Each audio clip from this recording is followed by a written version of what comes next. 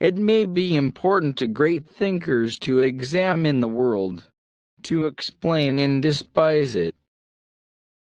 But I think it is only important to love the world, not to despise it, not for us to hate each other, but to be able to regard the world and ourselves and all beings with love, admiration, and respect. Most people are like a falling leaf that drifts and turns in the air, flutters, and falls to the ground. But a few others are like stars which travel one defined path. No wind reaches them, they have within themselves their guide and path. For the first time in my life I tasted death, and death tasted bitter, for death is birth, is fear, and dread of some terrible renewal. An enlightened man had but one duty, to seek the way to himself, to reach inner certainty, to grope his way forward, no matter where it led. I realize that some people will not believe that a child of little more than 10 years is capable of having such feelings. My story is not intended for them. I am telling it to those who have a better knowledge of man. The adult who has learned to translate a part of his feelings into thoughts notices the absence of these thoughts in a child, and therefore comes to believe that the child lacks these experiences, too. Yet rarely in my life have I felt and suffered At one time I had given much thought to why men were so very rarely capable of living for an ideal. Now I saw that many, no, all men were capable of dying for one. When a tree is pulled, it will sprout new shoots near its roots. A soul that is ruined in the bud will frequently return to the springtime of its beginnings and its promise-filled childhood, as though it could discover new hopes there and retie the broken threads of life. The shoots grow rapidly and eagerly, but it is only a sham life that will never be a genuine tree. Sinclair, your love is attracted to me. Once it begins to attract me, I will come. I will not make a gift of myself. I must be one. And gradually his face assumed the expressions which are so often found among rich people, the expressions of discontent, of sickliness, of displeasure, of idleness, of lovelessness. Slowly the soul sickness of the rich crept over him. Such an heist, ein Zielheben. Finden aber heist. Free sein, often stehen, kein Zielheben. Ein sucher sieht manches nicht, was not vor seinen Augen steht. And so Gautama wandered into the town to obtain alms, and the two Samanas recognized him only by his complete peacefulness of demeanor, by the stillness of his form, in which there was no seeking, no will, no counterfeit, no effort, only light and peace. I don't write literature but simply confessions. Just as a drowning man or a man dying of poisoning no longer worries about the state of his hair or the modulation of his voice, but instead simply lets out a scream. Merchant, so you have lived on the possessions of others. Siddhartha, apparently.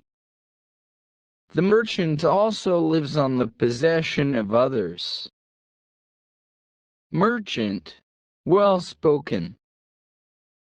Man svarbumo kiti miladi pasoli, nini akinti jo, najostini picantos jamir south, svelgti ig, I save ir visas butibes sumile, susas aveginu ir didzia pagarba.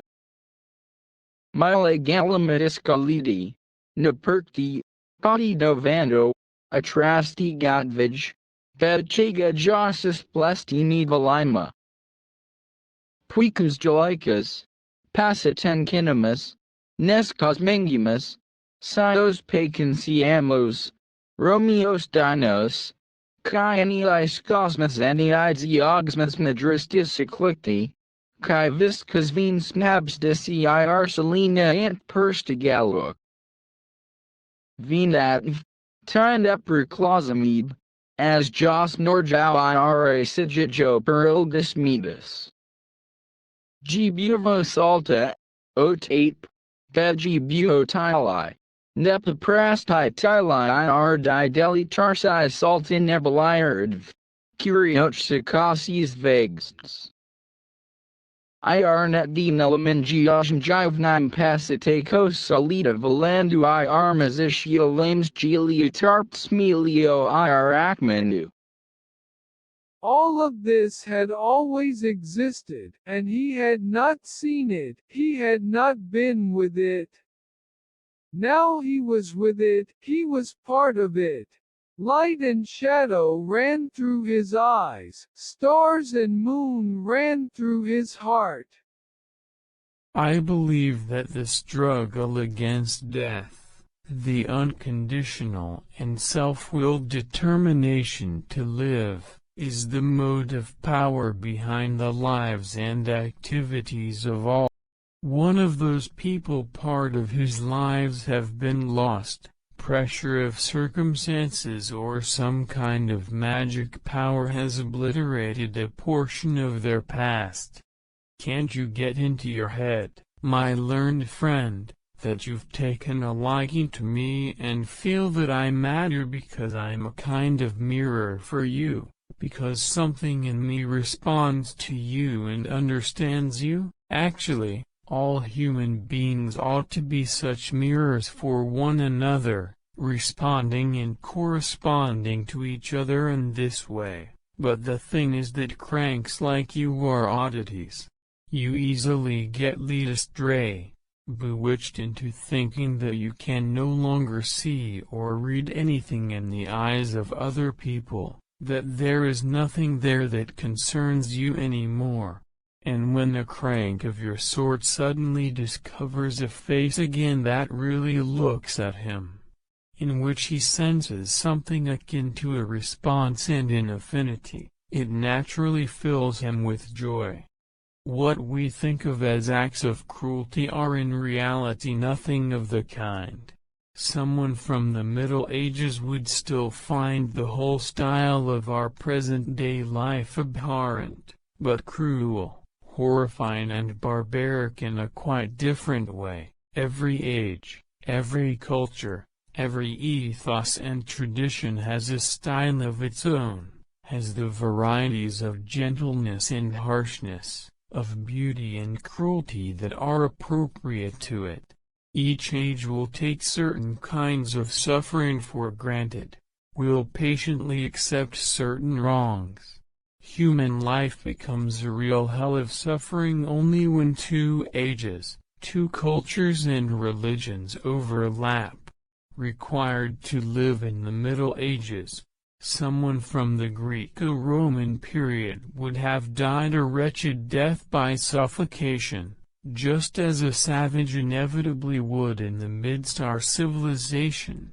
Now, there are times when a whole generation gets caught to such an extent between two eras, two styles of life, that nothing comes naturally to it since it has lost all sense of morality, security and innocence. A man of Nietzsche's mettle had to endure our present misery more than a generation in advance.